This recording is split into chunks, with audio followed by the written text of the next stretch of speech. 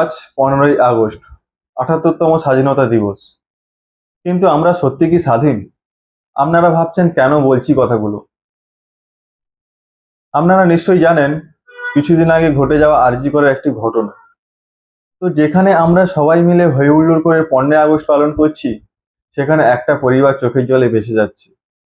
আমরা কন্টিনিউ মিছিল করে যাচ্ছি, সবাই গলার স্বর এক করে বলছি we want justice, we want justice. কিন্তু বিচার কি আমরা পেয়েছি এখনো?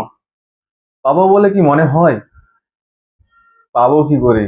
কারণ এখানে যে ঢুকে গেছে কিছু রাজনৈতিক দল।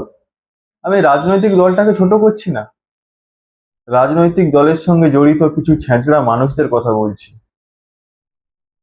আমার বাবা এমএলএ, আমার বাবা আইপিএস, আমরা যা খুশি করব।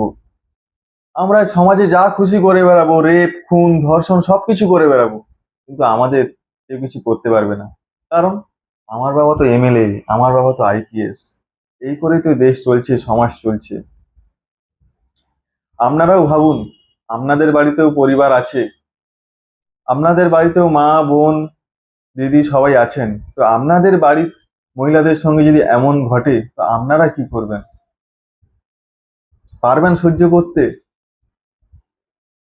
তো সবাইকে বলছি, আমরা যতদিন না বিচার পাচ্ছি, অপরাধীর যতদিন না মৃত্যুদণ্ড হচ্ছে, সবাই মিলে একসঙ্গে হাতে হাত রেখে লড়ে যাব।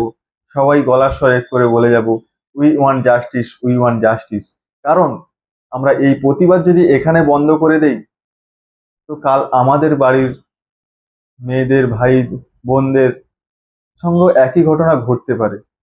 তো আমরা এই প্রতিবাদ চালিয়ে যাব যতদিন অপরাধী বিচার না পাচ্ছে।